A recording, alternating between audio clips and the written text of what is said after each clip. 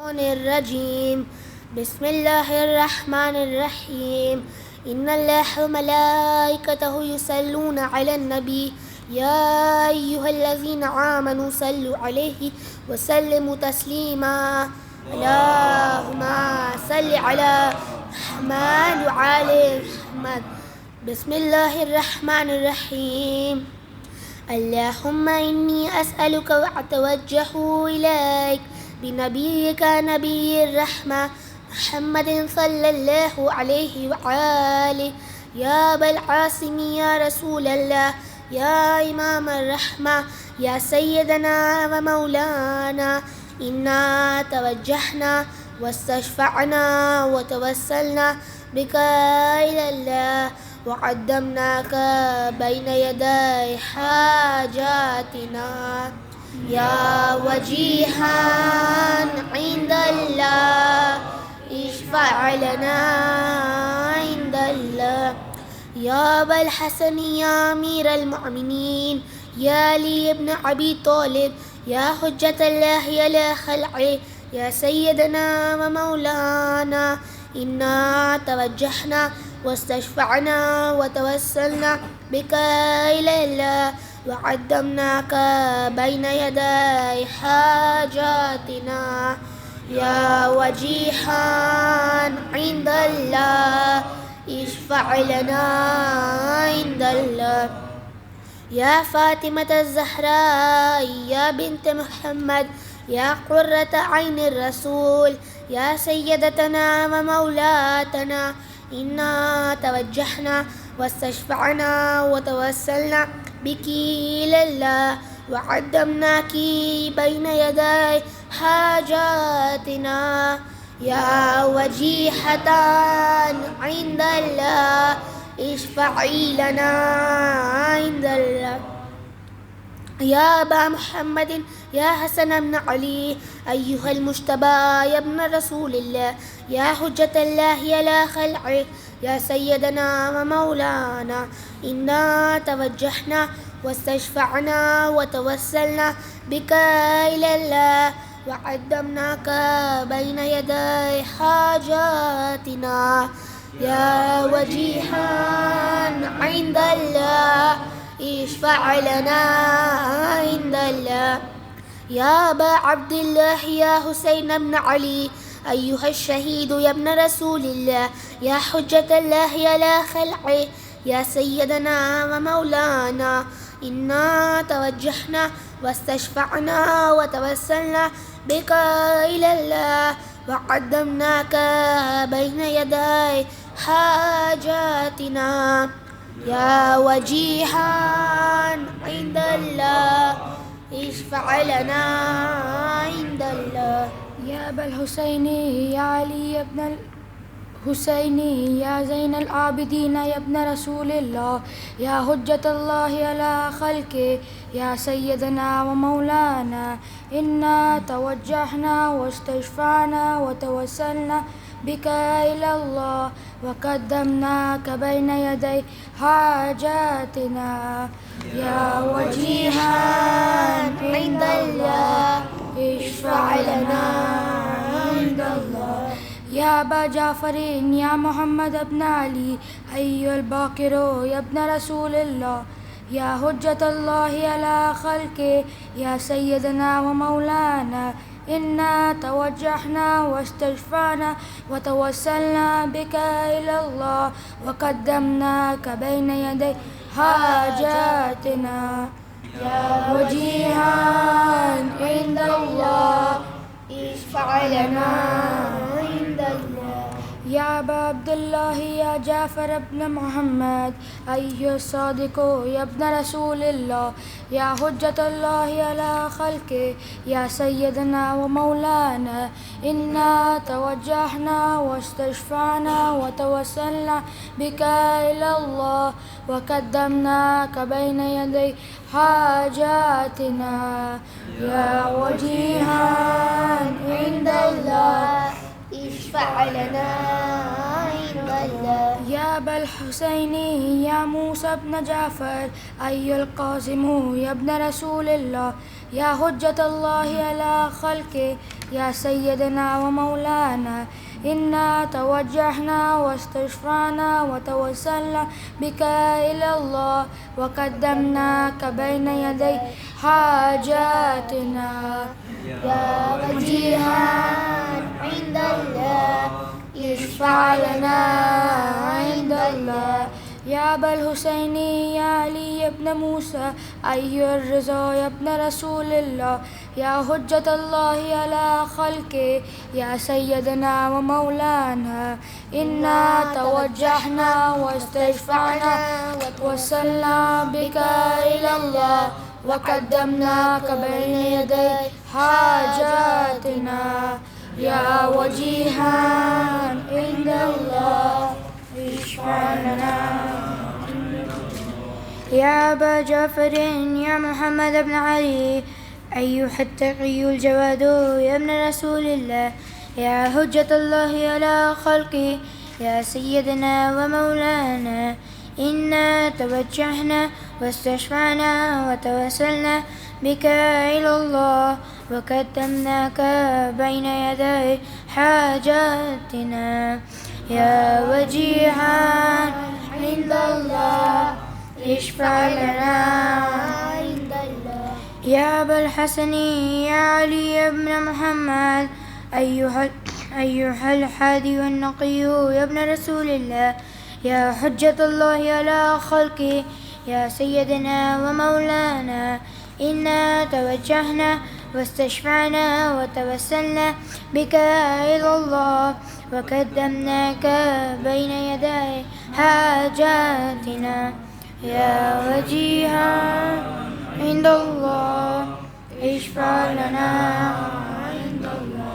يا أبا محمد يا حسن بن علي أيها الزكي الأصغري يا ابن رسول الله يا حجة الله على خلقه يا سيدنا ومولانا إنا توجهنا واستشفعنا وتوسلنا بك إلى الله وقدمناك بين يدي حاجاتنا يا وجيها عند الله اشفع لنا عند الله.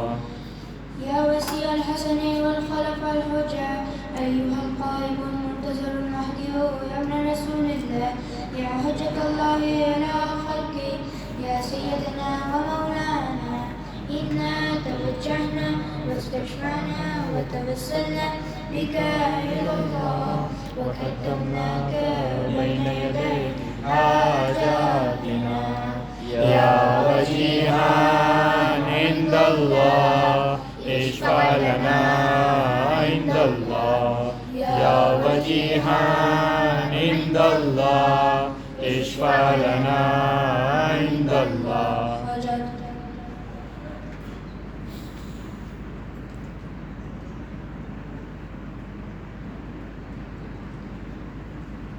يا سادتي وموالي إني توجهت بكم عيمتي وعودتي اليوم فقري وحاجتي إلى الله وتوسلت بكم إلى الله واستشفعت بكم إلى الله فاشفعوا لي عند الله واستنقذوني من ذنوبي عند الله فإنكم وسيلتي إلى الله وبحبكم وبقربكم أرجو نجاة من الله فقوموا عند الله رجائي يا سادتي يا أولياء الله صلى الله عليهم أجمعين ولعن الله أعداءنا الظالمين من الأولين والآخرين آمين يا رب العالمين.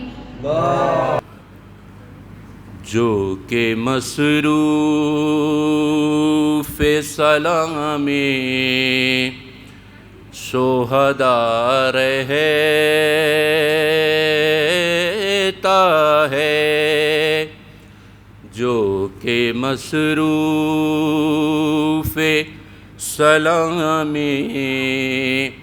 شہداء رہتا ہے وہ نہیں رہتا مگر نام سدا رہتا ہے جو کہ مصروف سلام شہداء رہتا ہے۔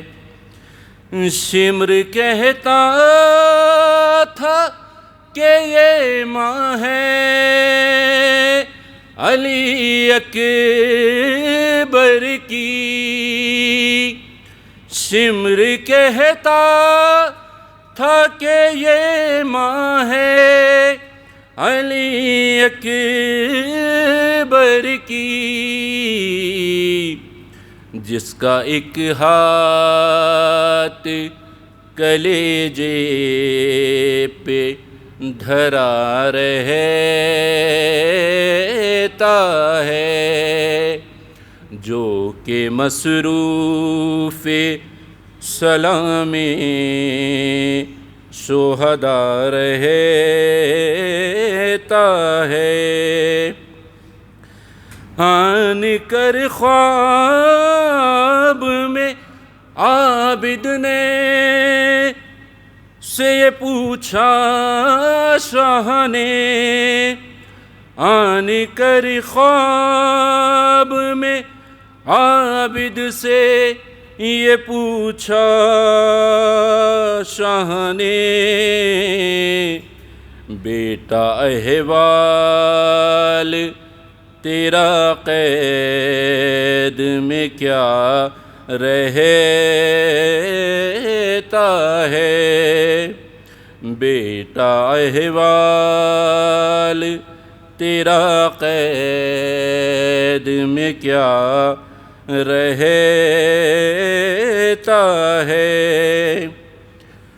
یہ شرمندگی پانی کے نہ پہنچانے کی، ہے یہ شرمندگی پانی کے نہ پہنچانے کی، نیزے پر بھی سر عباس جھکا رہتا ہے، جو کہ مصروف سلام شہداء رہتا ہے۔ کربلا میں مجھے صبت نبی یاد کرو، کربلا میں مجھے صبت نبی یاد کرو، یہ دبیر آپ کا مصروف دعا رہتا ہے، جو کہ مصروف سلام شہداء رہتا ہے، وہ نہیں رہتا مگر نام صدا رہتا ہے۔ بر محمد وآل محمد صلی اللہ علیہ وسلم۔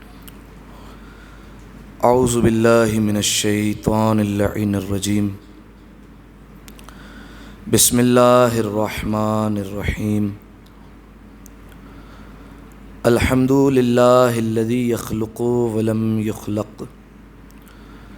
ویرزق ولا یرزق ویطعم ولا یطعم، ثم الصلاة والسلام علی عبدک ونبیک وصفیک ورسولک وخیرتک من الخلق ابی القاسم محمد، اللہم صل علی محمد وعلی اہل بیتہ الطیبین الطاہرین المعصومین المظلومین، سیما ابن عمہ علی علیہ السلام، وهو النبأ العظیم والصراط المستقیم والقرآن الکلیم، وهو الصدیق الاکبر والفاروق الاعظم وحبل اللہ المتین وامام المسلمین ووصی رسول رب العالمین، واللعنة الدائمة على أعدائهم أجمعين. أما بعد فقد قال الله سبحانه وتعالى في محكم كتابه المبين بسم الله الرحمن الرحيم الذين آمنوا وهاجروا وجاهدوا في سبيل الله بأموالهم وأنفسهم أعظم درجة عند الله وأولئك هم الفائزون.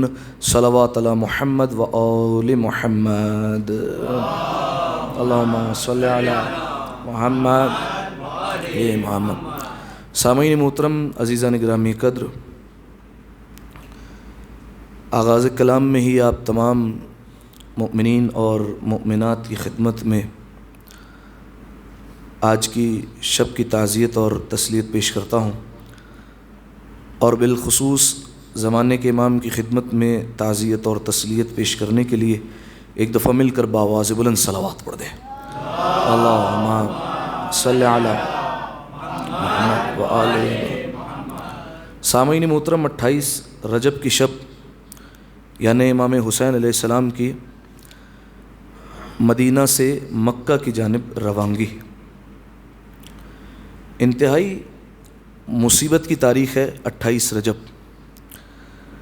اہل بیت علیہ السلام کے خانوادے میں وطن کو چھڑوا دینا یہ بھی ایک مصیبت ہے. آپ تاریخ اٹھا کر دیکھیے، اہل بیت علیہ السلام کی سیرت کا مطالعہ کیجیے. جس امام سے بھی مدینہ چھڑوایا گیا ہے، وطن چھڑوایا گیا ہے، وہ امام روتے روتے ہی مدینہ سے نکلا ہے.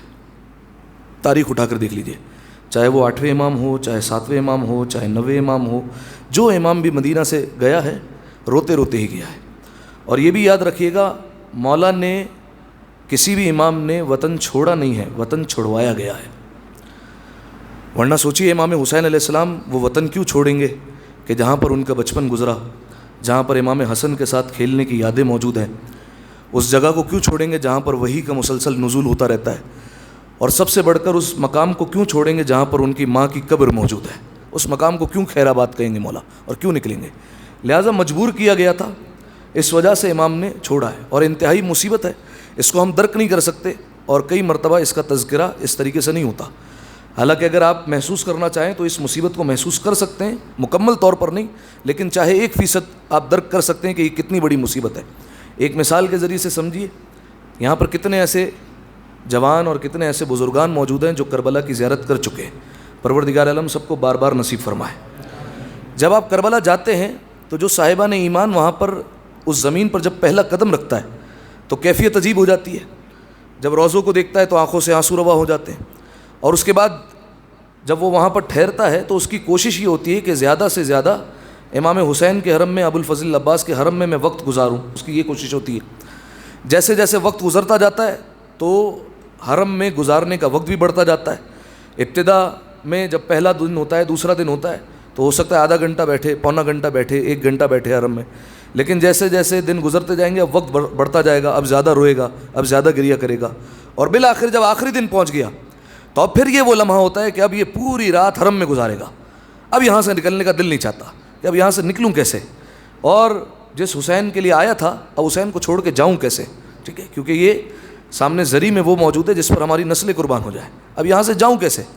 تو اب جو ہے وہ سوچتا رہتا ہے. بالآخر ایک وقت تو آتا ہے، نکلنا پڑتا ہے. اس کے بعد کیفیت کیا ہوتی ہے کہ زری کو دیکھتا رہتا ہے، الٹے قدم آتا رہتا ہے باہر. ٹھیک ہے، ایسا ہی ہوتا ہے، آپ میری تائید کریں گے. اس کے بعد جب تک زری نظر آ رہی ہوتی ہے ہاتھ اٹھا کر مولا کو دیکھ رہا ہوتا ہے اور سلام کر رہا ہوتا ہے. یہی کیفیت ہوتی ہے. اس کے بعد جب ایک موقع آتا ہے کہ اب زری دکھنا بند ہو جاتی ہے تو اب بین الحرمین میں دونوں روزوں کو دیکھتا رہتا ہے کہ جب تک روزے نظر آتے رہے ان کو دیکھتا رہوں. اور اس کے بعد بالآخر وہ لمحہ آتا ہے کہ اب کہیں پر ایسی جگہ پر مڑنا ہے کہ اب روزہ بھی نظر نہیں آئے گا. تو اب یہاں پر اس کے جو جملے ہوتے ہیں، ایک زائر کی نمائندگی کرتے ہوئے جملہ کہہ رہا ہوں، وہ دل میں یہی کہتا ہے کہ مولا یہ زیارت آخری بار نہ ہو، اب جلد دوبارہ بھی بلانا. ٹھیک ہے، یہی ہوتی ہے سب کی حسرت.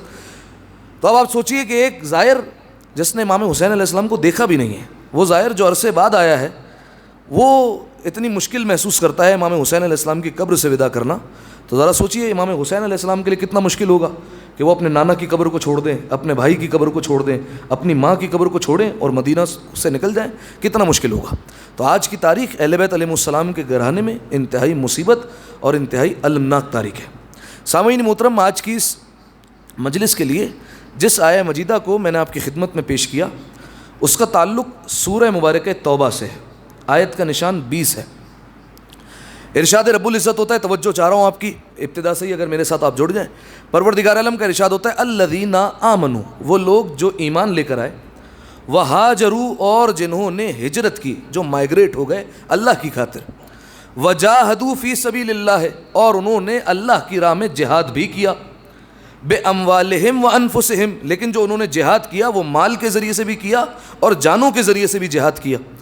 اولئک اعظم درجۃ عند اللہ, یہ وہ لوگ ہیں کہ اللہ کے یہاں ان کا ایک عظیم درجہ پایا جاتا ہے. واولئک هم الفائزون, اور یہی لوگ دراصل کامیاب ہونے والے ہیں. آیت نے کتنی نشانیاں گنوائی, کون لوگ کامیاب ہیں اور کن کے لیے عظیم درجہ ہے. نمبر 1 کہ وہ صاحبان ایمان ہونے چاہیے. نمبر 2 ہاجرو, ہجرت کریں پروردگار عالم کی خاطر, ایک ملک کو چھوڑ کر دوسرے ملک چلے جائیں, ایک شہر کو چھوڑ کر دوسرے شہر چلے جائیں. وجاہدوا, اور اللہ کی خاطر جہاد بھی کریں, لیکن جہاد کیسے کریں, مال کے ذریعے سے بھی کریں اور جانوں کے ذریعے سے بھی کریں. تو یہ وہ لوگ ہیں جو کامیاب بھی ہیں اور اللہ کے نزدیک اہم اور عظیم درجہ بھی رکھتے ہیں. ایسا محسوس ہوتا ہے سامعین محترم کہ یہ آیت اشارہ کر رہی ہے امام حسین علیہ السلام کی طرف. ٹھیک ہے, آپ غور کیجئے, امام حسین علیہ السلام نہ صرف صاحبان ایمان بلکہ کل ایمان کے فرزند. امام حسین علیہ السلام نے ہجرت بھی کی پروردگار عالم کی خاطر, انہوں نے اپنے وطن کو چھوڑا اور مکہ کی طرف چلے گئے اور پھر مکہ سے بھی ہجرت کی. وجاہدوا, اور پھر انہوں نے جہاد بھی کیا پروردگار عالم کی راہ میں, مال کے ذریعے سے بھی, جو کچھ حسین کے پاس تھا سب قربان کر دیا, حتیٰ کہ امام حسین علیہ السلام کے خانوادے کی ایک ایک شے کو لوٹا گیا ہے. آپ اگر غور کریں, جناب علی اصغر کا جھولا جلا دیا گیا, عابد بیمار کا بستر لٹ گیا, بچی کے کانوں سے گوہر اتار لیے گئے, بیبیوں کے سروں سے چادریں چھن گئی. ٹھیک ہے, یہ سارا جتنا مال و اسباب تھا سب کچھ لوٹ لیا گیا. مال کے ذریعے سے بھی جہاد ہوا, وانفسہم, جانوں کے ذریعے سے بھی انہوں نے جہاد کیا, اپنی جان بھی پروردگار عالم کی راہ میں پیش کر دی. اور سامعین محترم, یہ امام حسین علیہ السلام کا پروردگار عالم کی راہ میں جان قربان کر دینا یہ پہلے سے ہی طے شدہ تھا. ایسا نہیں ہے کہ کوئی اچانک سے واقعہ رونما ہوا اور اچانک سے امام حسین کو حکم دیا کہ آپ کو جان پیش کرنی ہے. یہ جب سے کائنات خلق ہوئی ہے نا, جب سے عالم زر ہے جہاں ہم سب ذروں کی صورت میں موجود تھے, اس سے بھی پہلے سے یہ طے شدہ بات تھی کہ امام حسین علیہ السلام کو قربان ہو جانا ہے. ٹھیک ہے, یہی تو وجہ ہے. آپ دیکھیے امام حسین علیہ السلام 3 شعبان کو آئے, رسول اللہ گریہ کر رہے ہیں, امیر المومنین گریہ کر رہے ہیں, جناب سیدہ گریہ کر رہی ہے. یہ کیوں رو رہے ہیں؟ کیونکہ پتہ ہے کہ یہ واقعہ پیش آنا ہے. ٹھیک ہے, اسی طریقے سے آپ انبیاء کی تاریخ میں اٹھائیے, جناب آدم علیہ السلام کربلا سے گزر رہے ہیں, کربلا میں رک کر گریہ کر رہے ہیں. جناب موسیٰ علیہ السلام کربلا سے گزر رہے ہیں, وہاں رک کر گریہ کر رہے ہیں. کوئی نبی گزرتا ہے تو پیر پہ ٹھوکر لگتی ہے, خون بہنے لگتا ہے, فوراً پروردگار عالم سے سوال کرتا ہے, پالنے والے کیا میری کوئی خطا ہو گئی کہ جو میرے پیروں سے خون بہنے لگا؟ کہا نہیں, یہاں پر حسین ابن علی کا خون بہے گا, لہٰذا میں نے ارادہ کیا تمہارا خون بھی اس مٹی میں شامل ہو جائے تاکہ تم بھی اس میں شامل ہو جاؤ. اور اس کے بعد کہا کہ تمہاری کوئی غلطی نہیں ہے. ہر نبی یہاں سے گزر کر روتا رہا. تو یعنی طے شدہ بات تھی کہ کربلا کا واقعہ پیش آنا ہے اور کربلا کا واقعہ ہونا ہے, امام حسین علیہ السلام کو جان قربان کرنی ہے. ٹھیک ہے, تاریخ انبیاء میں بھی آپ کو اس کی نشاندہی مل جائے گی.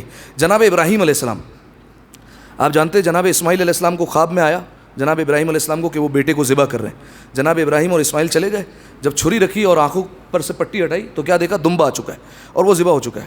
تو جناب ابراہیم علیہ السلام نے روتے ہوئے پروردگار عالم سے عرض کیا تھا, پالنے والے کیا میری قربانی قبول نہیں ہوئی؟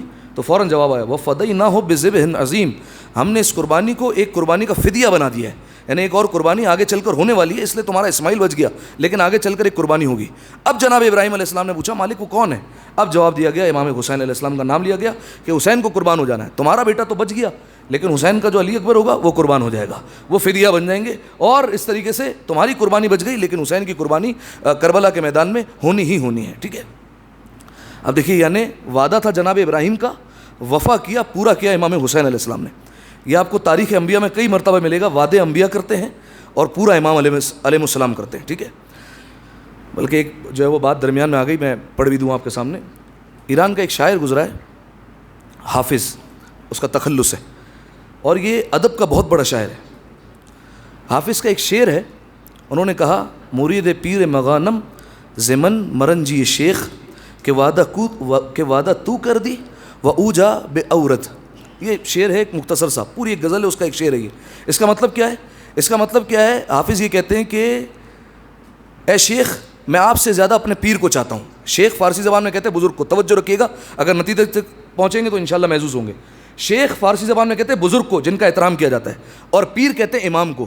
حافظ کہہ رہے ہیں کہ اے شیخ میں آپ سے زیادہ اپنے پیر اپنے امام کو چاہتا ہوں, اس وجہ سے کہ وعدہ آپ نے کیا تھا پورا میرے امام نے کیا ہے. ٹھیک ہے, یہ جب شعر کہا تو حکایتیں لکھتی ہیں کتابوں میں، یہ جملہ موجود ہے کہ ایک شخص آیا آیت اللہ دری کے پاس، ان کے پاس آ کر کہتا ہے وہ محرم میں ممبر پر جا رہے تھے مجلس پڑھنے کے لیے، تو ان کو روک لیا، کہا حافظ کے اس شعر کا مطلب کیا ہے کہ شیخ نے وعدہ کیا پورا پیر نے کیا اور میں ان سے زیادہ محبت کرتا ہوں اس وجہ سے، اس کا مطلب کیا ہے؟ تو انہوں نے کہا ممبر پر جا کر بتاتا ہوں میں اس کا مطلب کیا ہے۔ وہ ممبر پر گئے اور ممبر پر جب پہنچے تو ممبر پر پہنچ کر انہوں نے اس شعر کی تشریح کی، کہا دراصل شیخ کہتے ہیں بزرگ کو، پیر کہتے ہیں امام کو، وعدہ شیخ نے کیا اور پورا پیر نے کیا، اسی لیے میں شیخ سے زیادہ پیر سے پیار کرتا ہوں۔ فرمایا اس میں شیخ سے مراد ہے ابو البشر جناب آدم علیہ السلام، ٹھیک ہے، اور پیر سے مراد ہے امیر المومنین علیہ السلام۔ حافظ کہہ رہے ہیں کہ میں آدم سے زیادہ امیر المومنین سے پیار کرتا ہوں، اس کی وجہ یہ ہے کہ وعدہ آدم نے کیا تھا، پورا کس نے کیا ہے؟ علی نے کیا ہے۔ کہا یہاں کون سے وعدے کی بات ہو رہی ہے؟ کہا جا کر قرآن اٹھانا، اللہ نے جناب آدم کو کہا ولا تقربا هذه الشجرہ، اے آدم و حوا خبردار اس درخت کے قریب نہ جانا۔ وہ درخت کس چیز کا تھا؟ گندم کا۔ آدم چلے گئے، ترک اولا ہو گیا۔ آدم نے وعدہ کیا تھا کہ میں درخت کے پاس نہیں جاؤں گا، لیکن پھر بھی چلے گئے۔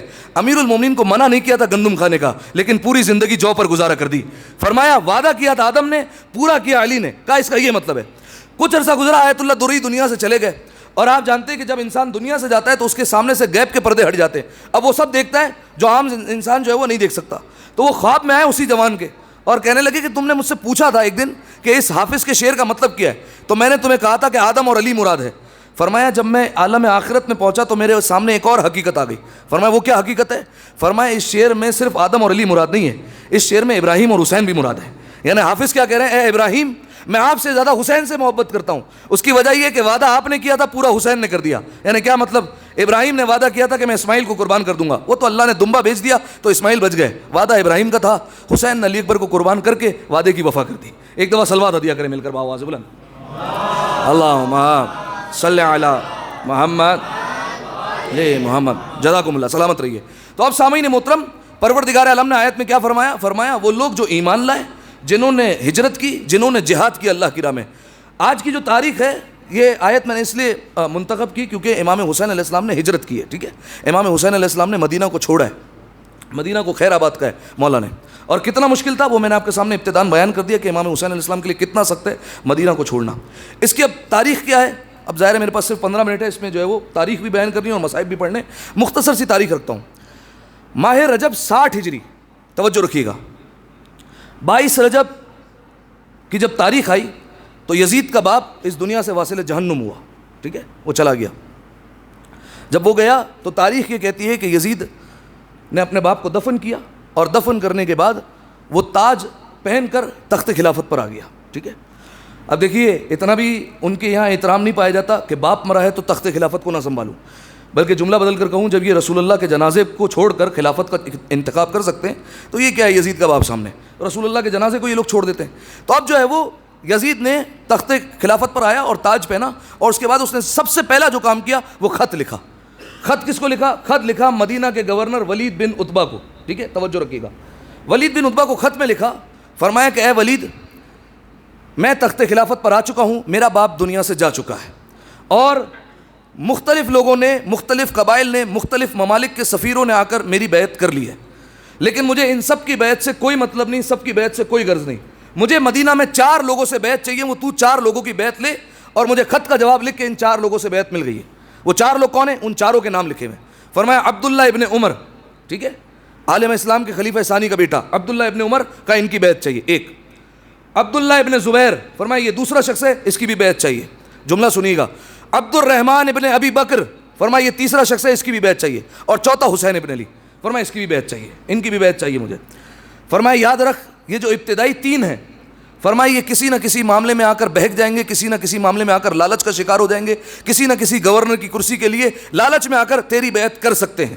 فرمایا یہ کسی نہ کسی طور پر بک جائیں گے، لیکن یہ جو حسین ابن علی ہے، فرمایا لا یبایعونی ابداً، فرمایا مجھے پتہ ہے حسین میری بیعت کبھی بھی نہیں کریں گے، کسی صورت میں بھی بیعت نہیں کر سکیں گے۔ جملہ بدل کر کہوں، یزید بھی دیکھ رہا ہے اور یزید بھی جانتا ہے، فرمایا کہ کسی بڑے باپ کا بیٹا بھی بک سکتا ہے لیکن علی کا بیٹا نہیں بک سکتا ہے، علی کا بیٹا نہیں بکے گا۔ اور خوبصورت ترتیب دیکھیے، 4 لوگوں کے نام کہے اور کہا ہے کہ اس میں سے 3 بک جائیں گے، ایک نہیں بکے گا، ٹھیک ہے، چوتھا والا راہ راست پر رہے گا۔ تو فرمایا کہ حسین ابن علی بیعت نہیں کرنے والے، لا یبایعونی ابداً، فرمایا کبھی بھی بیعت نہیں کریں گے، تیرا کام ہے بیعت لے کے دے۔ ولیکن مع الجواب الراس الحسین، اور دیکھ مجھے پتہ ہے حسین بیعت تو کریں گے نہیں، تو مطالبہ کر دینا اپنی طرف سے، بیعت کا سامنے مطالبہ رکھنا، نہ کرتے ہیں تو خط کے جواب کے ساتھ خالی خط نہیں آنا چاہیے، حسین کا سر آنا چاہیے، ٹھیک ہے. یہ خط لکھ کر اس نے روانہ کر دیا مدینہ. مدینہ میں یہ خط پہنچا ولید ابن عتبہ اور مروان کے پاس، ٹھیک ہے. ولید ابن عتبہ یہ گورنر ہے مدینہ کا، اور مروان اس کا مشیر ہے، مروان ہے ایڈوائزر، ٹھیک ہے. ولید ابن عتبہ نے جب خط پڑھا کہ یزید کا باپ دنیا سے چلا گیا اور اب جو ہے وہ ان 4 لوگوں سے بیعت لینی ہے، تو اس نے ایک قاصد کو بلایا اور قاصد کو کہا کہ جاؤ جا کر پیغام دو حسین ابن علی کو اور ان باقی لوگوں کو کہ دربار میں آ جائے، ٹھیک ہے. قاصد کو روانہ کیا. اب بعض روایتوں میں کہ ایک بچے کو روانہ کیا کہ جاؤ امام حسین علیہ السلام کو بلا کر آؤ. بچہ آیا مسجد میں، اور مسجد میں آ کر دیکھا کہ امام حسین علیہ السلام اور عبداللہ ابن زبیر بیٹھے ہوئے ہیں، یہ دونوں بیٹھے ہوئے ہیں مسجد میں. یہ تو پہلے گیا عبداللہ ابن زبیر کے پاس اور کہا کہ گورنر نے آپ کو دربار میں بلایا ہے، اور پھر امام حسین علیہ السلام سے کہا کہ بلایا ہے. امام حسین علیہ السلام نے وقت دیکھا، کہا کہ یہ دربار کا وقت تو نہیں ہے، دربار کھلتا ہے صبح کے وقت، سب لوگ آمد و رفت رہتی ہے، سب لوگ آتے جاتے رہتے ہیں. فرمایا یہ دربار تو خاص لوگوں کے بلانے کا وقت ہے، ہمیں اس وقت کیوں بلایا ہے؟ تو عبداللہ ابن زبیر نے جب یہ سوال کیا تو امام حسین علیہ السلام نے کہا کہ مجھے لگتا ہے کہ یزید کا باپ شاید اس دنیا سے چلا گیا ہے، اب یزید تخت خلافت پر اور وہ بیعت لینا چاہتا ہے. عبداللہ ابن زبیر نے کہا میں تو بیعت نہیں کروں گا، اور وہ مدینہ چھوڑ کر اسی وقت وہاں سے نکل گیا. امام حسین علیہ السلام نے کہا میں جاؤں گا دربار میں. امام حسین علیہ السلام آئے گھر پر، ٹھیک ہے. اب دیکھیے یہیں سے کہیں سے جو ہے وہ آپ کی آنکھیں جو ہے وہ چھلکتی ہیں تو چھلکنے دیجیے، یہیں سے جو ہے وہ مصائب بھی ہے، فضائل بھی ہے، اس کو جو سمجھنا ہے جیسے سننا ہے ویسے سنیے. امام حسین علیہ السلام گھر پر آ گئے. جب گھر پر آئے تو دیکھا کہ جناب زینب نے کہ امام حسین علیہ السلام کے چہرے پر پریشانی کے آثار ہیں. جناب زینب نے دیکھا تو فوراً امام حسین علیہ السلام سے کہا بھیا کیا بات ہے؟ فرمایا کہ دربار بلایا ہے. جناب زینب کا دل گھبرایا. کیوں گھبرایا دل؟ دیکھیے جس کی ماں کو پہلے دربار میں بلایا جا چکا ہو وہ بیٹی ہمیشہ دربار میں بلائے جانے سے ڈرے گی، خوف کھائے گی. فرمایا کہ دربار میں بلایا ہے، حسین کیوں بلایا ہے؟ امام حسین علیہ السلام نے کہا وہ جاؤں گا تو وجہ معلوم ہوگی، لیکن میرا ارادہ یہ ہے کہ میں دربار جاؤں. زینب ایک کام کرو، نانا کا ماما لے آؤ. یاد رکھیے گا خانوادہ اہل بیت میں جس وقت بھی کوئی اہم تحریک ہوتی ہے تو رسول اللہ کا ماما نکالا جاتا ہے. جناب سیدہ بھی فدق کے لیے جب گئی تھی تو رسول اللہ کا ماما سر پر رکھ کر گئی تھی. اب امام حسین علیہ السلام نے امامہ نکلوایا، امامہ لیا، امامہ پہنا، ابا پہنی رسول اللہ کی، اور امام حسین علیہ السلام گھر سے نکلے. جب گھر سے نکلے تو اکیلے نکلے، لیکن آپ جانتے ہیں کہ بنی ہاشم کے گھر کی دیواریں ملی ہوئی تھی، سب کی دیواریں ایک ساتھ ہیں، سب کے گھر ایک ساتھ ہیں. جیسے ہی نکلے امام حسین علیہ السلام گھر سے، جناب زینب نے آواز دے کر کہا اونو محمد، ماموں دربار جا رہے ہیں، ماموں کے پیچھے چلو. اونو محمد نکلے اور امام حسین علیہ السلام کے پیچھے پیچھے. ادھر اونو محمد نے قدم باہر رکھا، جناب لیلا کی آواز آئی علی اکبر، بڑا بیٹا باپ کا بازو ہوتا ہے، اپنے باپ کو اکیلا نہ چھوڑو، باہر نکلو اور جاؤ اپنے بابا کے ساتھ. جناب علی اکبر باہر نکلے. توجہ، جناب قاسم کو آواز دی جناب ام فروا نے، فرمایا قاسم چچا جا رہے ہیں، چچا کو اکیلا نہ چھوڑنا، پیچھے جاؤ. جناب قاسم نکلے اور یہ لوگ بڑھتے جا رہے ہیں. روایت کے جملہ 18 لوگ جو ہے وہ بنی ہاشم کے امام حسین علیہ السلام کے ساتھ دربار کی طرف چلے. لیکن ایک جملہ کہوں، ہر کوئی بنی ہاشم کا فرد جو امام حسین کے پیچھے چلا ہے اسے کسی نہ کسی نے حکم دیا ہے کہ جاؤ امام حسین کے پیچھے. ایک فرد ایسا تھا کہ ادھر حسین نے قدم گھر سے باہر نکالا، ابو الفضل عباس نے دوسرا قدم باہر رکھا اور حسین کے پیچھے پیچھے دربار کی طرف چل دیا. اب یہ 18 بنی ہاشم کا چھوٹا سا لشکر یہ مدینہ کی گلیوں سے ہوتا ہوا گزر رہا ہے اور جا رہا ہے دربار کی طرف. جب دربار کی طرف جا رہا ہے لوگ اپنے کاروبار چھوڑ کر سب بنی ہاشم کے چہروں کی طرف دیکھ رہے ہیں. یہ کیا غضب ہو گیا، بنی ہاشم کے سارے چہرے، سارے جوان ایک ساتھ، ایسا لگ رہا ہے کہکشاں کوئی زمین پر اتر آئی ہے. اور اتنے خوبصورت چہرے، لوگوں نے کاروبار چھوڑ دیے، لوگوں نے کام کاج چھوڑ دیے اور سب ان خوبصورت چہروں کی زیارت کر رہے ہیں. ذرا رک کر سوچیے تو صحیح، جہاں سارے خوبصورت چہرے ہوں ان میں اگر کسی کو کمرے بنی ہاشم کہا جائے، ٹھیک ہے، کہ یہ بنی ہاشم کا چاند ہے، تو اس کی خوبصورتی کا کیا عالم ہوگا. اب جب یہ قافلہ مختصر سا ہوتا ہوا پہنچا دربار کے باہر، جیسے ہی دربار کے باہر پہنچا تو دربار کے باہر آ کر جناب عباس نے کہا کہ مولا ہمیں بھی اجازت دیں کہ ہم بھی آپ کے ساتھ آپ کی حفاظت کے لیے اندر چلیں. مولا نے کہا عباس باہر رکو، جب میری آواز بلند ہو جائے تو اندر آ جانا. امام حسین علیہ السلام دربار میں گئے. دربار میں فقط 2 لوگ موجود ہیں، ولید، مروان، دونوں برابر میں کرسیوں پر بیٹھے ہوئے ہیں. اور امام حسین علیہ السلام کے لیے ایک مسند لگائی گئی اور کہا کہ آپ یہاں پر بیٹھیے. امام حسین علیہ السلام بیٹھے اور کہا کہ کیوں بلایا مجھے دربار میں؟ کہ یزید کا باپ اس دنیا سے چلا گیا. اب دیکھیے، حالانکہ امام حسین علیہ السلام کا دشمن ہے، ہونا کیا چاہیے، خوشی کا اظہار کرے. لیکن اگر خوشی کا اظہار کرتے مورخ قلم اٹھا کر لکھ دیتا کہ یزید کا ارادہ نہیں تھا جنگ کا، یہ تو حسین نے اس طریقے سے اس کے باپ پر ہنسا، لہذا ساری کی ساری جنگ آ جاتی امام حسین کے اکاؤنٹ میں. امام حسین علیہ السلام نے قرآن کی ایک آیت پڑھی، انا للہ و انا الیہ راجعون، ٹھیک ہے، یہ آیت پڑھی. جیسے آیت پڑھی کہا کہ اب یزید تخت خلافت پر ہے اور اس نے مجھے 4 لوگوں سے بیعت لینے کا کہا ہے، عبداللہ ابن عمر، عبداللہ ابن زبیر، عبد الرحمن ابن ابی بکر اور حسین ابن علی. یہ 4 لوگوں سے بیعت لینے کا کہا ہے. اور یزید نے سختی سے کہا ہے کہ ان لوگوں سے بیعت لوں، اس کی نیابت میں میں آپ لوگوں سے بیعت لوں گا۔ اب امام حسین علیہ السلام نے اولاً منع نہیں کیا۔ امام حسین علیہ السلام نے کہا کہ خلافت اور بیعت کا معاملہ اتنا ڈھکا چھپا ہے کہ دربار کی 4 دیواری میں مجھ سے بیعت لے رہے ہو، کل ہونے دو، کل دیکھیں گے کہ کون کس کی بیعت کرتا ہے۔ یہ کہہ کر مولا اٹھے اور مولا جانے لگے تو مروان جو بدبخت تھا وہ بیٹھا ہوا تھا اور اس نے ولید سے کہا ولید حسین کو جانے نہ دے، دربار خالی ہے، دربار میں اور کوئی ہے نہیں، حسین اگر آج چلے گئے پھر ہاتھ نہیں آئیں گے، ایک کام کر حسین کا سر قلم کر دے۔ یہ جیسے ہی کہا امام حسین علیہ السلام کے کانوں میں آواز چلی گئی۔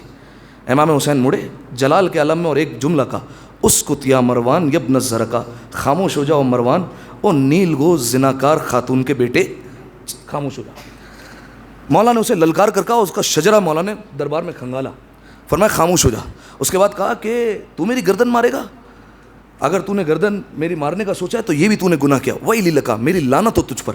اور اس کے بعد مولا نے فرمایا ولید ابن عتبہ سے، ولید ابن عتبہ کو مولا نے مختصر سا خطبہ دیا، فرمایا ایھا الامیر ان اہل بیت النبوہ ومعدن الرسالہ ومختلف الملائکہ ومحبط الرحمہ وبنا فتح اللہ وبنا ختم اللہ ویزید رجل فاسق فاجر وشارب الخمر وقاتل النفس المحرمہ نسبہ وتسبہون وننظر وتنظرون۔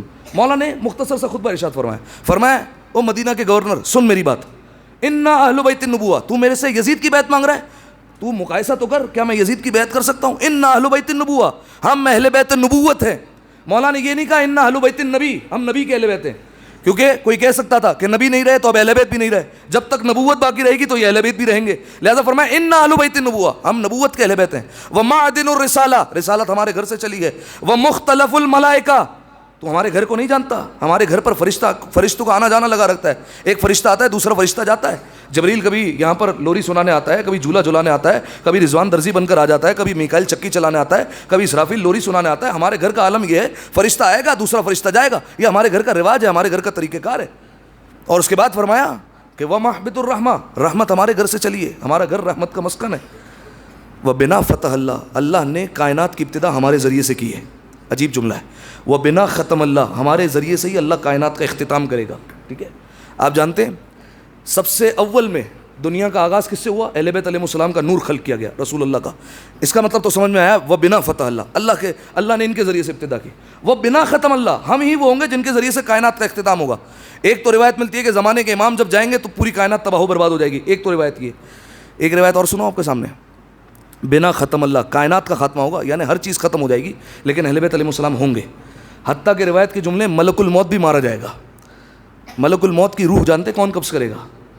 امیر المومنین، امیر کائنات کو یہ پروردگار عالم حکم دے گا کہ وہ روح قبض کرے، امیر المومنین روح قبض کریں گے، اور اس وقت جب کائنات کے عالم میں سناٹا ہوگا اس وقت ایک آواز گونجے گی، لمن الملک، اب دنیا میں کوئی نہیں ہے، اب کہا جا رہا ہے اب بتاؤ حکومت کس کے لیے، اب بتاؤ ملک کس کے لیے؟ تو ایک جواب آئے گا للہ الواحد القہار، اللہ کے لیے جو واحد بھی اور قہار بھی ہے۔ مجھے یہ بتائیے جب کائنات میں کوئی نہیں ہے تو یہ سوال پوچھنے والا کون ہے اور جواب دینے والا کون ہے؟ روایت کے جملے سوال پوچھنے والا مصطفیٰ ہوگا، جواب دینے والا مرتضیٰ ہوگا، ٹھیک ہے۔ بنا فتح اللہ، ہمارے ذریعے سے کائنات کی ابتدا، وہ بنا ختم اللہ، ہمارے اوپر بھی کائنات آ کر ختم ہو جائے گی۔ اس کے بعد فرمایا ہماری فضیلتیں یہ ہیں، اور تو اس کی بیعت کرنے کا کہہ رہا ہے، یزید رجل فاجر، فرمایا یزید کھلا گنہگار، وشارب الخمر، شراب کا پینے والا، ولاعب الکلاب والقرد، بندروں اور کتوں سے اپنے دربار میں کھیلنے والا، فرمایا وقاتل النفس المحرمہ، فرمایا جو بے جان بے گناہ لوگوں کا قتل کرنے والا ہے، تو اس سے جو ہے وہ میرا مقایسہ کر رہا ہے کہ میں اس کی بیعت کر لوں۔ سن، مثلی لا یبایع مثلا، مجھ جیسا اس جیسے کی بیعت نہیں کرے گا، ٹھیک ہے۔ مولا نے یہ نہیں کہا میں یزید کی بیعت نہیں کروں گا، کہا مجھ جیسا اس جیسے کی بیعت نہیں کروں گا، یعنی اگر علی کے دور میں اگر کوئی علی کے مقابلے میں آ جائے تو علی بھی بیعت نہیں کریں گے، حسن کے مقابلے میں کوئی آ جائے حسن بھی بیعت نہیں کریں گے، حسین کے مقابلے میں کوئی ہے حسین بھی بیعت نہیں کریں گے، مجھ جیسا ان جیسوں کی بیعت نہیں کر سکتا۔ اس کے بعد مولانا فرمایا نسبہ و تسبہون، صبح ہو لینے دے، ہم بھی صبح کریں گے تم بھی صبح کرنا، وننظر و تنظرون، ہم بھی انتظار کر رہے ہیں صبح کا تم بھی انتظار کرو، اینا احق بالخلاف والبیع، کل دیکھتے ہیں خلافت کا اور بیعت کا زیادہ حقدار کون ہے۔ یہ جو مولا نے خطبہ دیا اور مولا نے مروان کو جو خاموش کروایا، جیسے یہ خطبہ دیا تو دربار میں ایک شور بلند ہوا۔ روایت کے جملے، ادھر مولا کی آواز بلند ہوئی اور کسی جوان نے بڑھ کر اپنا بازو دروازے پر مارا، اور جو دربار کا دروازہ تھا وہ کھل گیا 2 پٹھوں کی صورت میں۔ کس نے بازو مارا؟ جناب عباس نے۔ عباس نے پہلا قدم رکھا، علی اکبر نے پیچھے دوسرا قدم رکھا۔ جناب عباس تلوار کھینچتے ہوئے باہر آئے اور ولید اور مروان کی طرف تلوار کا اشارہ کیا۔ مولا کس نے آپ کا سر مارنے کا کہا ہے؟ مولا کس نے قتل کرنے کا کہا ہے؟ حکم کیجئے میں ابھی ان کی جو ہے وہ گردن آپ کے سامنے مارتا ہوں۔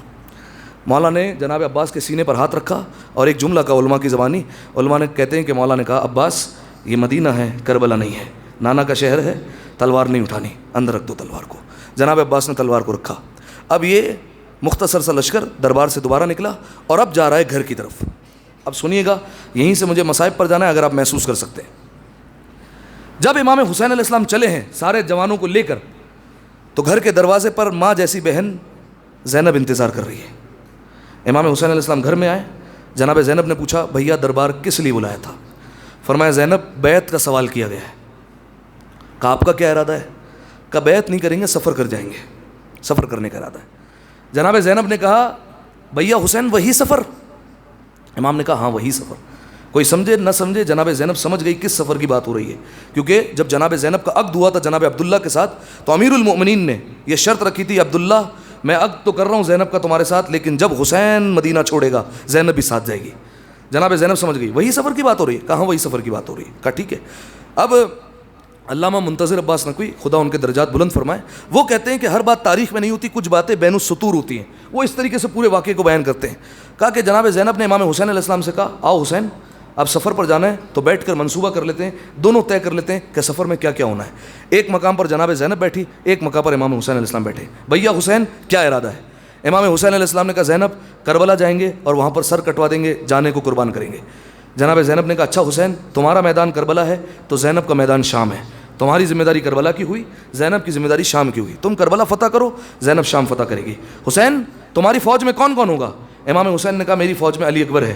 جناب زینب نے کہا پھر میری فوج میں ام لیلہ ہوں گی۔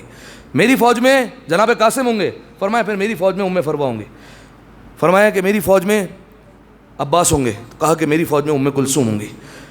ایک مرتبہ کہا کہ جناب زینب نے بھیا یہ فوجیں بڑھ گئی ہیں، تمہاری فوج ایک طرف ہے، میری فوج ایک طرف ہے، کربلا کا میدان تمہارے حوالے، شام کا میدان ہمارے حوالے، دیکھو دونوں کی برابری ہوگی، اگر علی اصغر تمہاری گود میں تیر کھائے گا تو میری گود میں سکینہ تماچے کھائے گی، یہ سارے کے سارے میدان ہمیں ساتھ لے کر چلنے ہیں، تم فکر نہ کرنا۔ حسین تمہارا ارادہ کیا ہے؟ کہ سر کٹوا دوں گا۔ فرمایا حسین جیتے رہو، اللہ تمہاری عمر کو دراز کرے۔ حسین حق یہی بنتا ہے کہ تم ہی اسلام کے نام پر اپنی جان قربان کرو، کیوں نہ کرو، کیونکہ تمہاری رگوں میں حیدر کرار کا خون بہتا ہے۔ لیکن حسین یاد رکھنا اگر تمہاری رگوں میں حیدر کرار کا خون ہے، میری رگوں میں بھی حیدر کرار کا خون ہے، بس فرق اتنا ہے کہ تمہارے سر پر بابا کا امامہ ہے لیکن میرے سر پر بھی ماں کی چادر موجود ہے، اگر تم قربان ہو جاؤ گے تو میں بھی، زینب بھی قربانی دے گی۔ بس سامعین محترم یہ دونوں کے درمیان فوجوں کی منصوبہ بندی ہوتی رہی، فوج تقسیم ہوتی رہی، آپس میں باتیں ہوتی رہی کہ کون کس کا کیا کرے گا، کون کا کس کا میدان کون سا ہوگا۔ ایک مرتبہ جناب زینب نے آخری سوال کر لیا، بھیا ذرا یہ بتاؤ کہ تمہاری فوج کا علم بردار کون ہوگا؟ فوراً امام حسین علیہ السلام نے بڑھ کر کہا، فرمایا زینب بابا کی تصویر موجود ہے، عباس سے بڑھ کر کون ہو سکتا ہے؟ عباس میری فوج کے علمبردار ہوں گے۔ کہا اچھا۔ زینب نے کہا کہ اے حسین پھر مجھے بھی میری فوج کا علمبردار چاہیے۔ کہا زینب تمہیں بھی علمبردار چاہیے؟ کہا لیکن اے بھیا حسین آپ تو جانتے ہیں علمبردار ہمیشہ مرد ہوا کرتا ہے، مجھے بھی کوئی مرد دے دیجئے، آپ کی فوج سے مجھے مرد چاہیے۔ حسین نے کہا زینب کہو کس کو مانگتی ہو؟ کہا ہاں حسین ایک بات یاد رکھنا، تمہارا علم پھریرے والا ہوگا، میرا علم پھریرے والا نہیں۔ تو کہا کہ تمہارا علم کس چیز کا ہوگا؟ کہا مجھے تو ایسا فرد چاہیے جو اونٹوں کی مہاریں لے لے کر کربلا سے کوفہ اور کوفہ سے شام تک آگے آگے چلتا رہے۔ فرمایا مانگو کس کو مانگتی ہو؟ کہا میں سید سجاد کو مانگتی ہوں، مجھے سجاد چاہیے، سجاد میری فوج کا علمبردار ہوگا۔ بس سامعین محترم یہ فوجیں تقسیم ہو گئی۔ بس عزادارو رات ڈھلنے لگی، حسین کو مدینہ چھوڑ دینا ہے۔ حسین آئے اور قبروں سے ودا کر رہے ہیں، لیکن جانتے عزادارو نانا کی قبر پر بھی گئے، بھائی کی قبر پر بھی گئے اور ماں کی قبر پر گئے، لیکن راوی کہتا ہے جب حسین اپنے نانا کی قبر پر جا رہے تھے ایسے جا رہے تھے جیسے کوئی باوقار چلا کرتا ہے، جب بھائی کی قبر پر جا رہے تھے ایسا چل رہے تھے جیسے کوئی دین و دنیا کا بادشاہ چلا کرتا ہے، لیکن راوی کہتا ہے جب ماں کی قبر پر جانے لگے ایسے دوڑے جیسے چھوٹا بچہ ماں کی گود کی طرف بھاگا کرتا ہے۔ حسین آئے ماں کی قبر سے لپٹ گئے، اماں تیرا حسین جا رہا ہے، اماں آج حسین کی مدینہ میں آخری رات ہے، اب حسین دوبارہ پلٹ کرنا آئے گا۔ بس عزادارو امام حسین علیہ علیہ السلام نے ساری رات رسول اللہ کی قبر پر بتا لی. اٹھے ہیں اور اب وداع کرنے لگے ہیں گھر کے بڑوں سے, گھر کے بڑوں کو خداحافظ کرنے لگے ہیں, پھپھیوں کے پاس گئے ہیں, سب کے پاس جانے لگے, ایک ایک سے وداع کرنے لگے. آخر میں آئے اپنی نانی جناب ام سلمہ کے پاس. اگر سینے میں دل رکھتے ہیں نا اور مولا کی روانگی کا ذرا بھی درد ہے, اپنی آوازوں کو بلند ضرور کیجیے گا. آئے جناب ام سلمہ کے پاس, آ کر کہتے ہیں نانی جان حسین کل روانہ ہو جائے گا. جناب ام سلمہ نے عجیب جملہ کہا, حسین سب جگہ جانا لیکن میرے لال عراق مت جانا. کہا نانی کیوں منع کر رہی ہے؟ کہا تمہارے نانا نے کہا تھا جب حسین عراق کے لیے نکلے حسین کو ایسے ودا کرنا جیسے گھر سے کوئی جنازہ نکلا کرتا ہے. حسین جائے گا واپس نہ آئے گا, جنازے کی طرح ودا کرنا. امام حسین نے کہا نانی جان نانا نے تو صرف آپ کو بتایا تھا, اگر کہیے تو میں آپ کو دکھا دوں. کہا دکھاؤ حسین کیا دکھانا چاہتے ہو؟ ایک مرتبہ امام حسین نے 2 انگلیوں کو بلند کیا. کہا نانی جان انگلیوں کے درمیان دیکھیے کیا نظر آ رہا ہے؟ جناب ام سلمہ نے کہا ارے یہ کوئی تپتا ہوا صحرا نظر آ رہا ہے. کہا نانی اس کا نام کربلا ہے. کہا یہ ساری زمینیں جھک رہی ہے, یہ زمین بلند ہو گئی. کہا نانی اسی کو کربلا کہا جاتا ہے. اس کے بعد کہا ارے حسین یہ کون ہے کہ جو ابھی گھوڑوں سے گرا ہے اور گھوڑے تلے آ کے پامال ہو گیا ہے؟ فرمایا نانی نہیں پہچانا, یہ حسن کا گل بدن قاسم ہے جو گھوڑوں کے ٹاپوں تلے پامال ہو جائے گا. کہا اچھا یہ کون ہے جس کے سینے میں برچھی لگی ہوئی ہے, وہ سینے پر ہاتھ رکھ کے بیٹھا ہے؟ کہا نانی نہیں پہچانا, یہ میرا ہمشکل پیغمبر علی اکبر ہے. کہا اچھا یہ بوڑھا کون ہے جس کی داڑھی پر خون لگا ہے؟ ارے ٹھہرو ٹھہرو, اس کے ہاتھ میں تو کوئی چھوٹا بچہ بھی ہے. امام حسین نے کہا نانی یہ آپ کا حسین ہے, ہاتھوں میں علی اصغر ہے. کہا ارے اس بچے کو تیر لگ گیا. ہاں نانی میرا علی اصغر قربان ہو جائے گا. ایک مرتبہ جناب ام سلمہ تڑپ گئی. کہا حسین یہ کون ہے جو گھوڑے سے گرا, دائیں کے گھوڑے بائیں طرف, بائیں کے گھوڑے دائیں طرف. کہا نانی یہ آپ کا حسین گھوڑوں تلے پامال ہو جائے گا. اجرکم اللہ اجرکم الزہرا. شہزادی کوئی غم نہ دے, بس عزادارو امام حسین آئے. جناب عباس کو آواز دی, عباس جی آقا حکم کیجئے. عباس کے ہاتھوں میں فہرست دی. عباس یہ 2 فہرست ہے, ایک مردوں میں جا کر تم سنا دو کہ کون کون ہمارے ساتھ جانے والا ہے, ایک بہن زینب کو دے دو وہ سنا دے کہ کون کون ہمارے ساتھ جائے گا. عباس نے جا کر زینب کو فہرست دی. جناب زینب نے پڑھ کر سنانا شروع کی.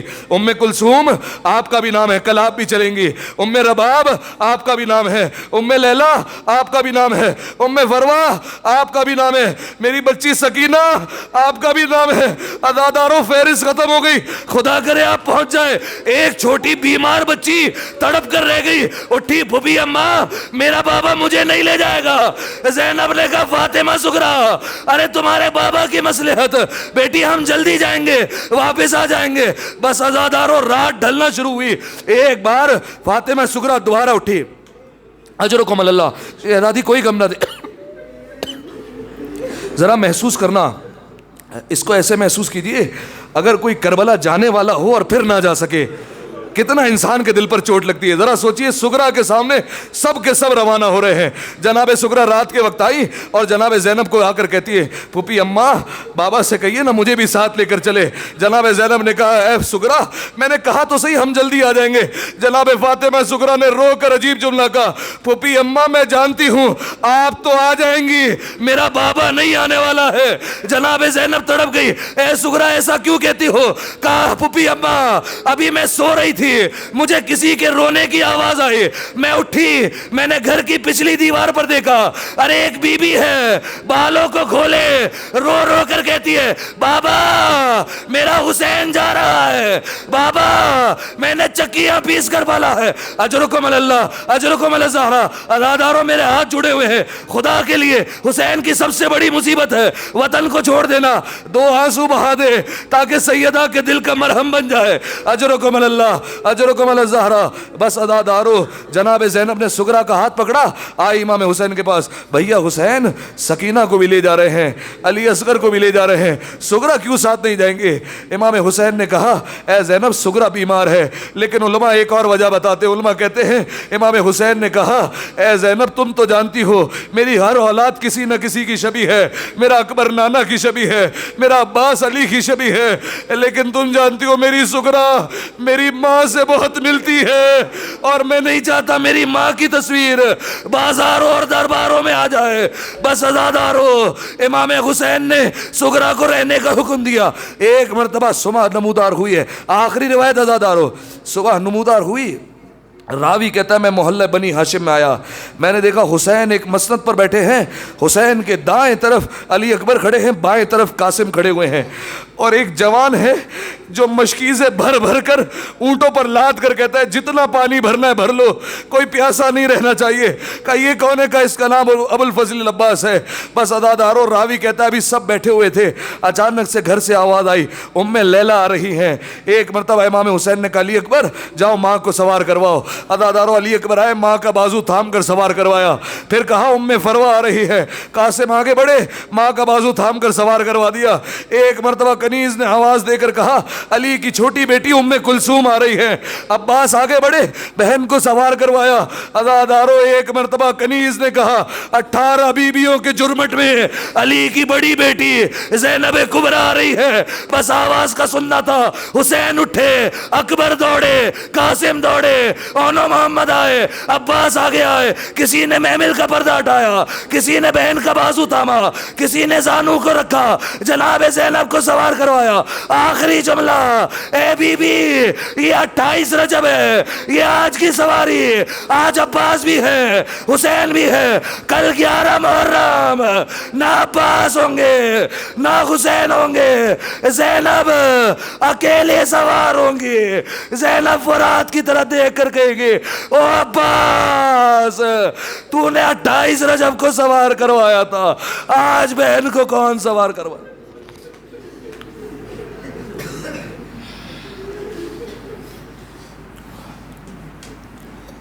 الا لعنت اللہ علی القوم الظالمین وسيعلم الذين ظلموا أي منقلب ينقلبون۔ ماتم حسین۔